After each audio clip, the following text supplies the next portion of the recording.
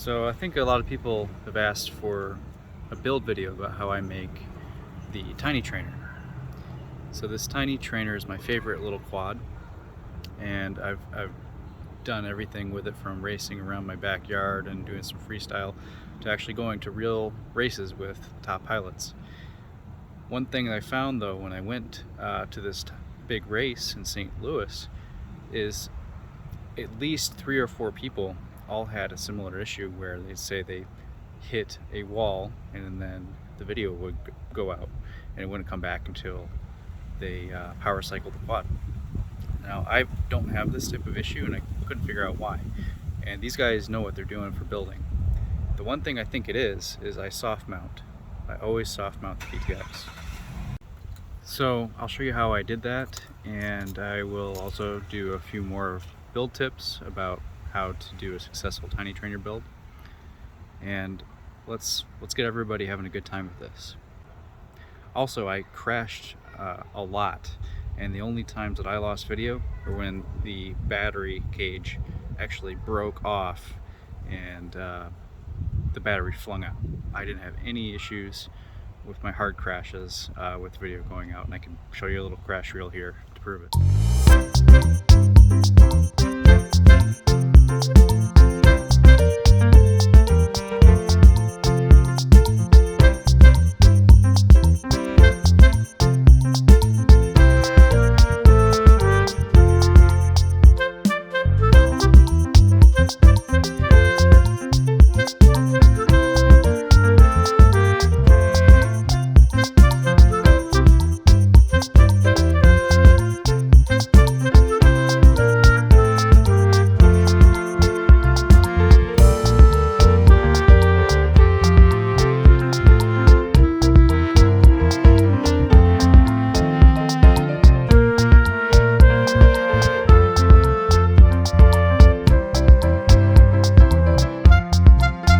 My TinyTrainer build while I had it apart to put it in the LED board that's required for some racing that I'm going to. So I'm going to be putting this LED board on top. I think one of the things that I do in my builds that's different than others is I always soft mount, pretty much no exceptions. And the way that you can soft mount this VTX is actually by taking the corners off. They're actually able to be removed with clippers, or you just bend them off. And then I soft mount it with these M2 flight controller gummies.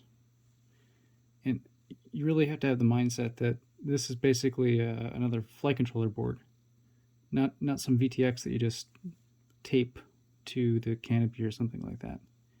It has to be treated with some care.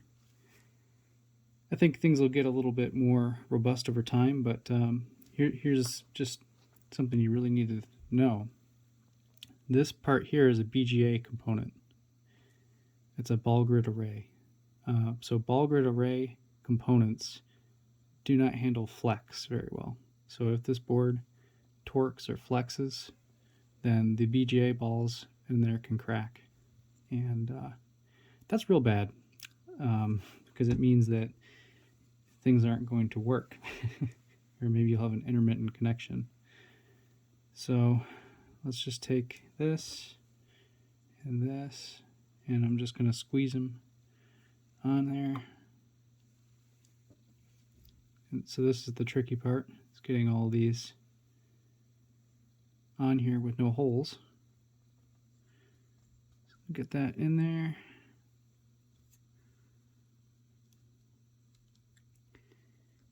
And I have found I don't have any issues with the VTX popping out doing this.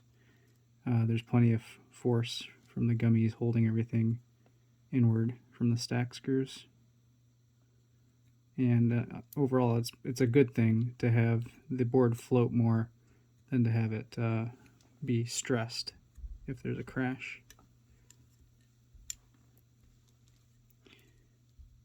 I swear it's easier sometimes.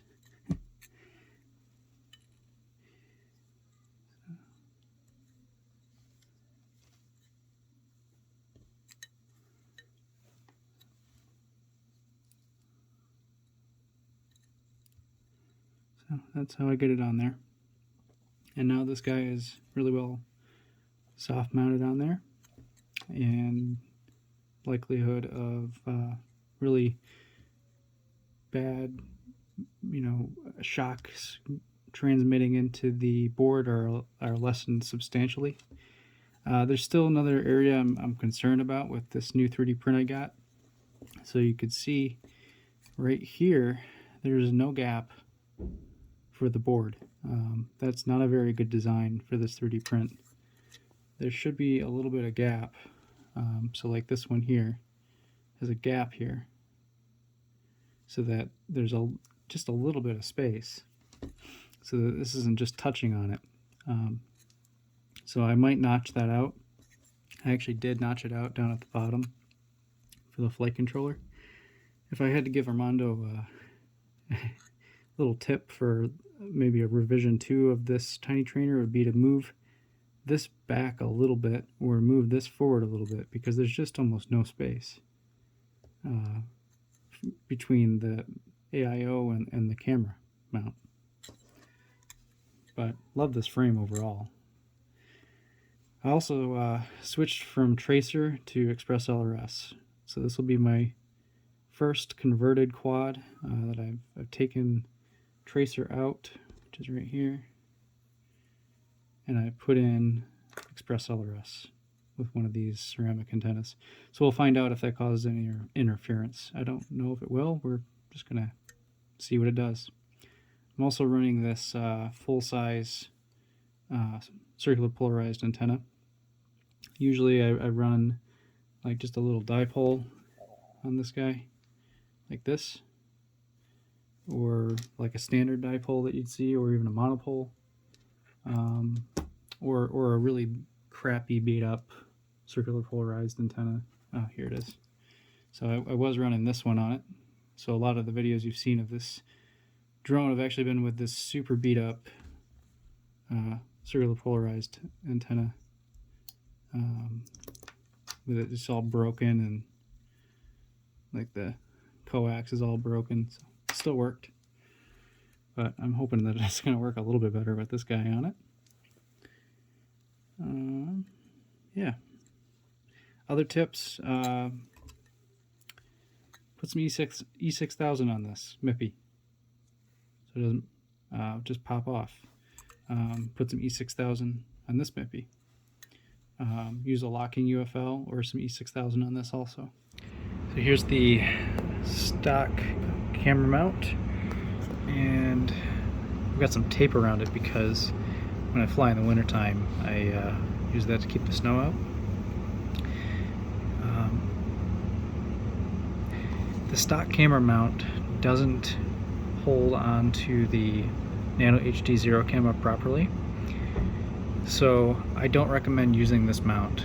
I'm going to put links in the description for a mount that I do recommend, that is variable camera angle, has the right length, and grips everything properly.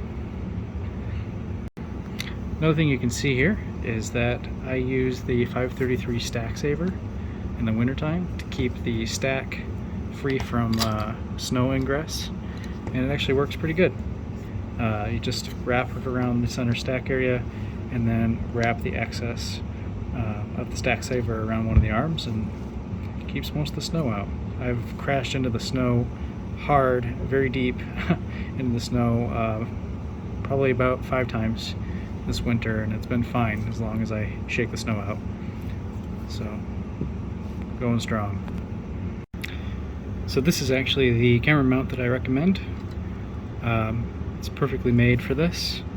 There's nice indentations to hold the camera properly, and good guarding for the lens, and it fits the upgrade lens too that I've got in here perfectly. So I'll be putting that on.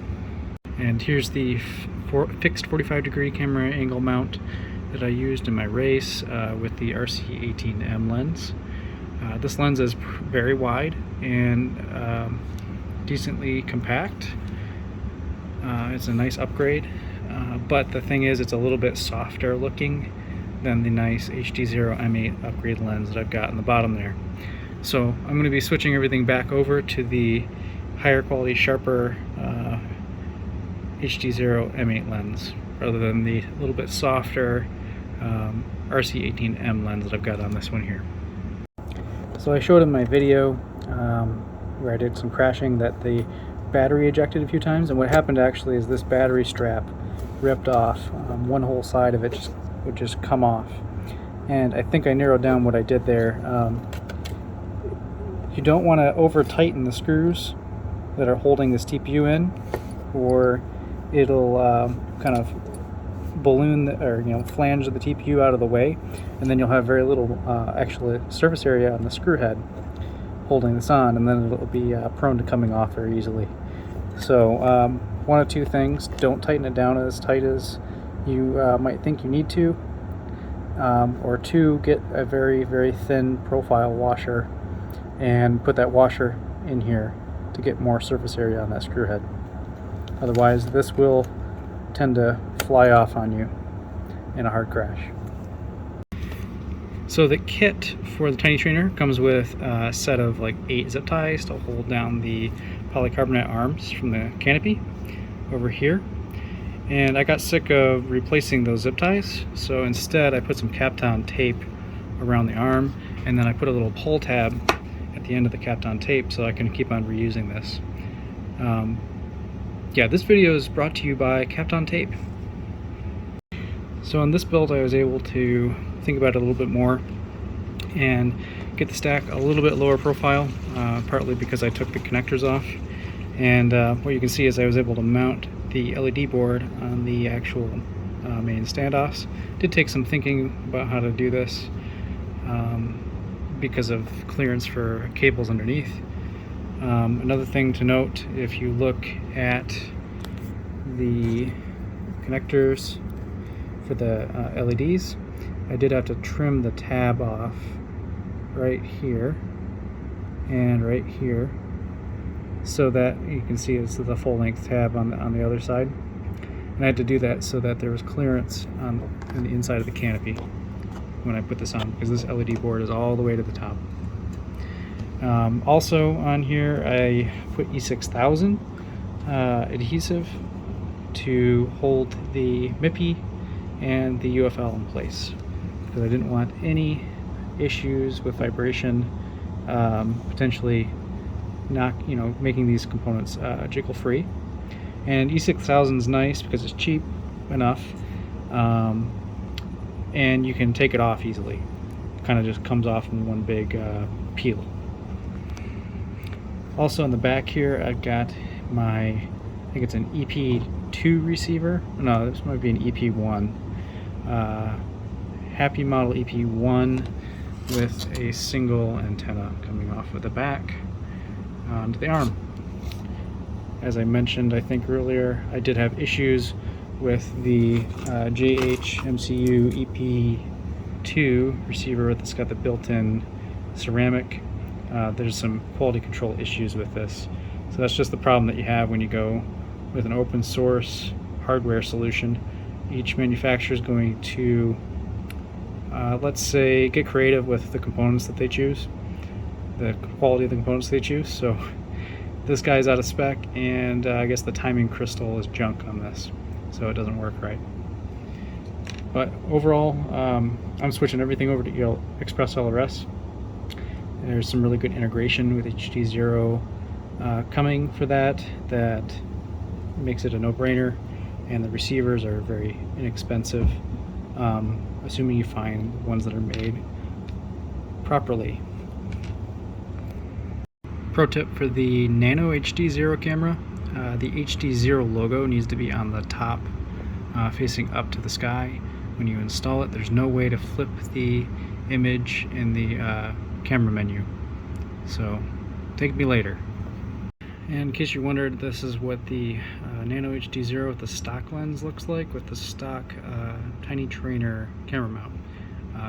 Offers just about zero protection for that lens since it's sticking out so far, and also it has issues getting a good hold on this camera so it doesn't just rotate up and down freely. So again, other options are better. This bit is one of the most important bits, I think. We need to notch out the canopy so that it's not touching any of the components, the VTX primarily. So you can use a file, preferably one that's got kind of a round edge on it, or like a round file. And you go into the corner here and you just keep on filing away at it until it opens up to the point where the canopy is no longer touching any of the boards or the components coming off the boards. So you can see here I've got it not touching there and not touching the UFL. That's really important. I mean, would you be of the mindset that the canopy should touch the flight controller? Of course not. That'd be crazy, because you'd be putting a bunch of vibration right into the canopy, right into the flight controller. Why would you do that? Well, we don't do that. So let's not do that with the VTX either. Don't let the canopy just rest on any component or the PCB. We also don't want to allow any pressure to cause flex. But because this is soft mounted, that's going to eliminate a lot of the worries. Now 533 has come out with a updated version of this canopy. I believe it's the stock shipping canopy now, that it already has this notch taken out of it. They did that in the mold, which is awesome. I still want you to take a look at it though when you're done and make sure like things like this update connector or the UFL are not going to be touching, because that's no bueno. And you can just take one of the files that comes with the Switchback Pro or Switchback Zero kit and file away at this. Do not use dikes or scissors to try and cut this. This is rigid polycarbonate plastic and it will shatter and have little spider webs that come off of it if you try to cut it. So a file is pretty much the only way, and it'll be well worth it. Oh, one more thing. I noticed that the new boards that you can buy from 533 have all of these vertically mounted connectors on them. That's really bad for doing a low profile stack. So here's my stack. It's pretty low profile. None of the components between the boards are touching, which is what you want. But if we have vertically mounted connectors in here, I've checked already, they are going to touch, and that is absolutely 100% no-go. So we need to pop the connectors off.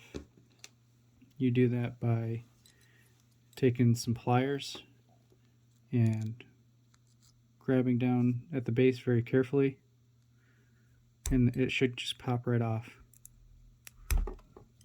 It's starting to come off there. Obviously be very careful doing this. But yeah, these guys will just come off for the motors. I don't know what I'm going to do yet for these I/O connectors. We'll see. I might cut them just with some dikes and hope I don't rip the pads, and then I'll solder down to the pads. But yeah, I can't have these vertical connectors popping up like that. That's just way too high, and the boards are going to collide. So please, if we could, go back to the original board design that was more low profile with the connectors going off to the sides, or just give me some pads to solder to, or put some pre-soldered wires on there. So that's my 2 cents. Okay, so we're going to take this connector off. It's vertically mounted and it's in our way. So what I'm going to do is first I'm going to weaken these ground pads on the sides. So those are kind of anchors. So like that. Go over and do the other side. So we just want to take this connector off, and then we have access to the actual pads, which are going to be easier to deal with anyway.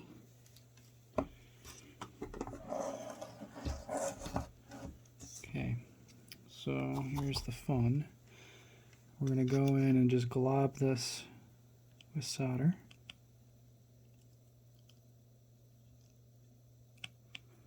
And work it back and forth a bit.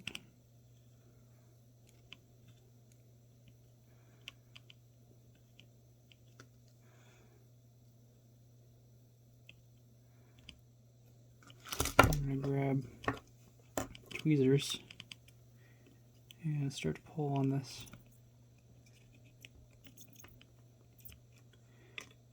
You can see it start to come off.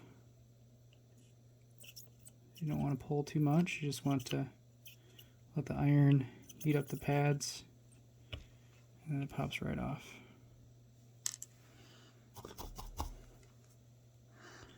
And then let's clean this up and expose our nice pads that we wanted all along. Look at that, there's even labels on it. It's a dream come true. Dream come true.